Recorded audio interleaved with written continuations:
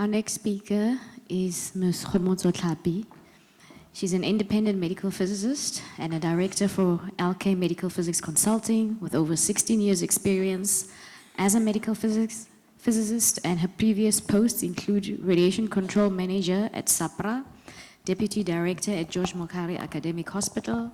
She was also the HOD there.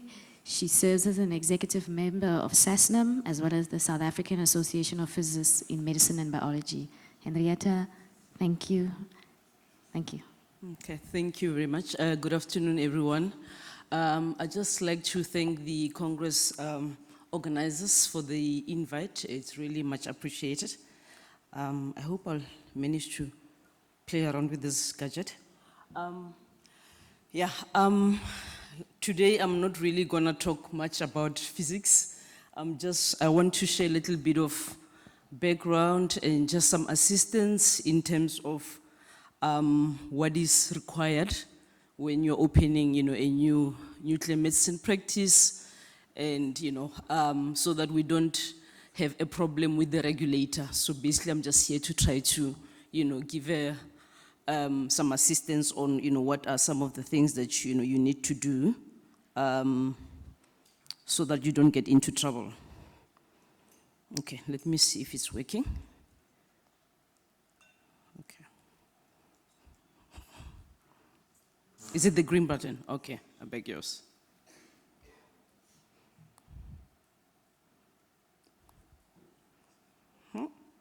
Oh, okay, it's two green buttons, all right.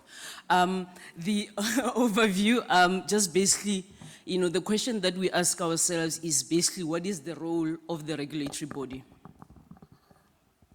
Okay, do we know what is the regulatory body? Okay, okay. And then I'm gonna talk about there is an act that the regulatory body is basically mandated to, obviously, that whatever they enforce basically comes from this act. So we're gonna look a little bit about on that act and how do I get an authority, okay?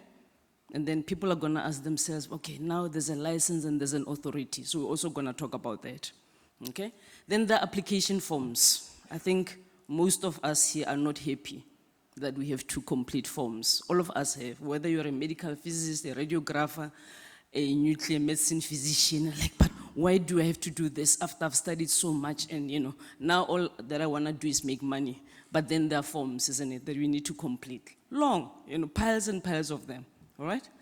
Then we'll just look at a little bit of a summary to say, okay, what is your take home today when you leave and say, okay, what have I learned and how am I going to make this process of application and, completing forms to be easier, all right? Okay, so when we hear the regulatory body, okay, or we know that SAPRA, I've just put their logo there. I'm sure we've all seen it before, né? The one in the center there. Yeah, we all get nervous, isn't it? You ask yourself, do I have the files? Am I gonna be penalized for something? All right? Then you start panicking, isn't it? Okay, sure. Did I pay? Am I up to date with my lawyers? For in case I get, I get prosecuted for some whatever reason. Okay, will my license be suspended? Definitely nobody wants that, isn't it? Because you've spent so much money in putting up your practice, buying equipment, expensive PET CT, SPEC CT. You've got a radiopharmacy hot lab that is, out of this world. All right. Then, oh goodness, then you've got inspections. That's also a problem. When inspectors from SAPRA are coming, we all panic, isn't it? Yeah, oh, where is this and that, all right? And then documents, you're also not sure about, first of all, where your license document is, your authority. Many a times, okay, I would go with my team while I was still working at SAPRA to say, okay, let me just go and accompany you. Then we go into a practice. We've told them we're coming. Then you say, can we see your files? Where's your license? What? Yeah. Okay? So let's really think about it. After everything that the previous speakers have talked about, guidelines, and when you're running a practice, it is your responsibility of what your license is, what it looks like. It's not the responsibility of the vendor. And that is the mistake that we've been making, that we think that the vendor must do everything. They bring the equipment, they do the shielding, they do the protection. They must also do our license for us. All right, so we need to correct that. Okay, so and of course, we will also get afraid that, okay, do I have the warning signs? All of those things. Okay, do I have the decontamination kit, for example? Some of the practices we've visited, they don't have the decontamination kits. Okay? Yeah. All right. Just to give you an idea, for those people who've never ever been on the website of the regulator, which is SAPRA. Okay? That's basically how it looks like. So if you've never been there, try and Google and look for it. Okay? So I've just did a little bit of snapshots of how it looks like. So what is important for us, those of us who are here because we're dealing with group 4 hazardous substances, that you just have to know that you will go to the SAPRA website and then you go under the operational units. Then under operational units, you look for radiation control. Then under there, then you can see there's communication. So if there's something like a guideline where you need to also comment, like the one that is also on the website for the GMCP at the moment that Samantha was talking about. And then the acts and the regulation are also there. Forms, the ones that you want to now download to apply for your new practice. They're there, all right? Guidelines, also very, very informative. Some of the things that Samantha also talked about are also in, partially some of them are some in the, they're also in the guidelines. And then news and updates, if there's anything new that the radiation control or SAPRA is doing, then they will put it there. Then one of the things that I've put there is actually the examples of the forms that are actually, that I'm gonna talk about today. One of them is the RN787, RN785, and RN786. Okay, but we'll get to that. Okay, so the regulatory body, what is it? So as I said, it's basically like, everybody, gets afraid or we panic because we think, oh goodness, it's like it's a big brother, are we in trouble, what, So because they've got a bigger muscle, so to say, they can enforce, and they do enforce, so they can do that. So basically the regulatory body is mandated, okay, by government to promulgate laws and statutes that will make provision for legal and regulatory framework for the safe use of radiation emitting devices. And those are the devices that we're using. SPEC-CT, PET-CT, okay? Yeah. So what we also need to realize in terms of acts or regulations that we have in the country, there are many and different types of acts that we have. So, for example, when you are in a regulatory body, you find people that now you're, for example, you're asking for some information. Let's say I want to find out what is the qualification of a nuclear medicine physician. Then somebody says, no, we cannot give you that information. It's against POPI Act. Okay, so the act that we're going to talk about now, which is the Hazardous Substances Act 15 of 1973, it does not depend on the POPI Act. It was there before the POPI Act, and it will always be above the POPI Act. Okay? Yeah. So that is something that we must remember. So the POPI Act doesn't work with the regulator because the regulator would like to have the information that they require. They want the records. Okay? Yeah. So no POPI Act. Okay? Okay. So now let us look at just briefly what this act. First of all, it is called the Hazardous Substances Act 15 of 1973. So if you haven't seen it or heard of it, make it a point that you go and browse through it. You don't have to know all of it, but just browse through it. Okay? It's a very powerful act. It's 50 years old. So on the left-hand side, okay, yeah, which will also be the left. That's just the first page of how the act looks like. Okay? So it's written there, the Statutes of the Republic of South Africa, Public Health Hazardous Substances Act 15 of 1973, all right? And a whole lot of other things there. But that's just the first page, all right? So the act itself doesn't just operate by itself. It's got regulations that are sort of supporting the act so that the implementations of the act itself are actually guided or are sort of controlled by the regulations. Maybe let me put it that way. Okay, so you have an act, but in order for the act to be active or to be implemented, then you have regulations that are talking to that. So for the group 4 hazardous substances, which is the substances that are talking about radioactive sources, okay, radiopharmaceuticals, radioisotopes that we're talking about, they all fall under group 4 hazardous substances. Okay, so the regulations that are talking to group 4 hazardous substances is regulation 246 and regulation 247. So when you get time as well, please go and have a look. All right, so now the act basically allows the regulator to enforce these regulations. All right, and how this is done. First of all, when you apply for a license or an authority for your practice, okay? So the regulator basically will give you authorization of that facility and the activities that you will be doing in that facility, okay? And then they also have a right to come and do inspection that, okay, we've given you a license, but we just want to see that, are you using the license properly? You said you're going to have, maybe for example, you're gonna need a moly generator, or you're gonna do, or you're gonna have a gallium, 67 or generator, for example. So then they come there, then they find that no, but now you're actually now selling something else.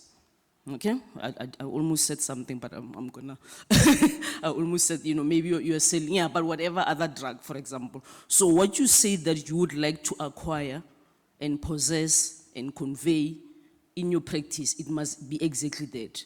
So part of the inspection is that we have to come, or the regulator must come and check that those other things are in place.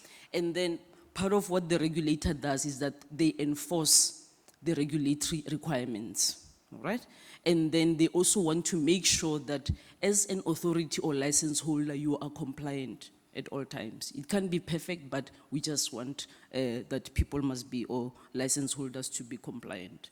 Okay, so in these screenshots, I just took some of the clauses within the Act itself. So clause 3A is a very important clause in the Act, in Act 15. So it talks about that when you have, or you're applying for an authority or license, okay, maybe just let me go a little bit backwards. So an authority, for example, can be something like a license, it can be a permit, okay? So anything that makes you to be able to acquire, whether you want to import or you want to export, so we call them, they all fall under authorization and the authorities, okay? Yeah. So sometimes we find that you can interchangeably use the word license and authority, you're still meaning the same thing, all right? Yeah, but if you want to be specific, you say, okay, I'm talking about a permit, for example, all right? So clause 3A basically talks about that when you apply for an authority or a license, you can be able to produce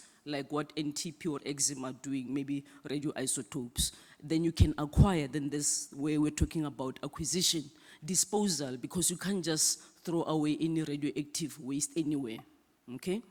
Importation or exportation of all of these group 4 hazardous substances.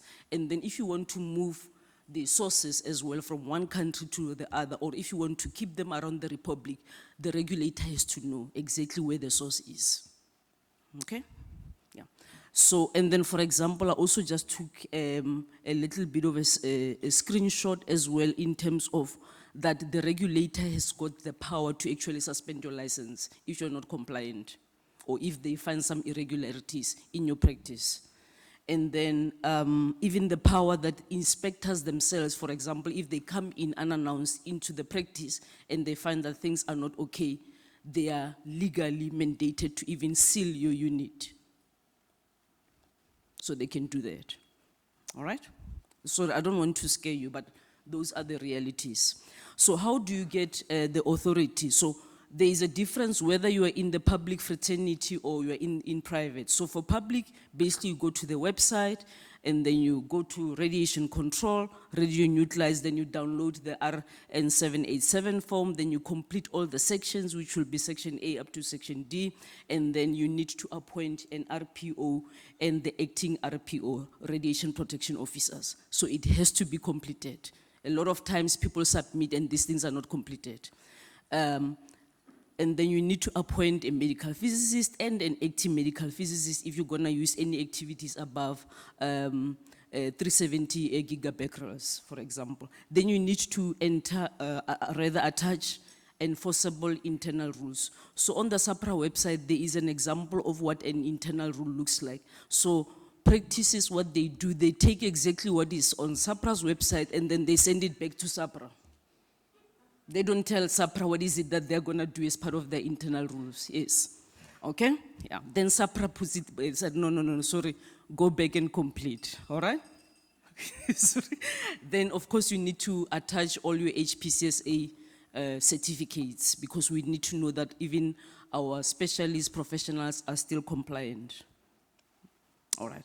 Then for private facilities, the difference would be that, okay, you also still need to download the form. So when it comes to private, what you have to do is that you need to attach a CIPC certificate, okay? And if you are a sole proprietor, an ID copy will also be needed. And then you need to have an appointment letter of your nuclear, basically the nuclear medicine physician is appointed as a radiation protection officer. So that is very important, colleagues. Please take into note, okay? So when you're a nuclear medicine physician, you've got your own practice, you are the one who's supposed to be an RPO. Do not get a medical physicist or a radiographer to take that responsibility, all right? And then, then I think the other things are still the same, yes. All right? Sorry, I know I don't have enough minutes. Can I continue for 2 minutes? Just 1 minute, okay. So the application forms, I always say that, like, you know, in the olden days when we were writing multiple choice questions and then you write, you've all seen this, isn't it? Yeah, so I think for when you are applying for a license, we all feel like that, sure, but it's like we're doing an exam. All right. Okay, this is the forms of the RN787. I'm not gonna go through them, but that's how they look like. It's got 8 pages, okay? So please also have a look. And then when you want to change a radiation protection officer, okay? When you already have an existing authority or license, then this is the form that you use, RN785, all right? And then when you also want to change the existing medical physicist, then you use form RN786 to do that. But this is only when you have an existing license. If it's still new, everything will be RN787. Okay? So just in summary, please ensure that you complete the correct application form, okay? And attach all the relevant documents, like as I've said, for example, your CIPC, your HPCSA documents, letter of appointment, so all of these things must be there. And then make sure that obviously the forms that are signed, so don't have a signature of today, which is, what is today? Yeah, the 25th, and then you have a signature of 01/09/2023. Then you send those forms to SAPRA. They will return them, okay? Email address, that's the one there, radioneutralize@sapra.org.za, and then allow a turnaround time of 30 days. I know it doesn't sound that it's fair, but if there was more time, I'll tell you exactly how many machines we have in the country and how many needs to be licensed, okay? Then submit your annual returns yearly, okay? Keep records of your inspection for inspection purposes rather, and then please remain compliant to avoid any suspension or cancellation of your license, and then know your act, your regulations, and the guidelines. Make them your friend. Okay, so thank you very much for your attention. Thank you, Khomotso, for a very informative and very relevant topic. I wish we had more time with you. Here's a gift for you. Thank you for your time.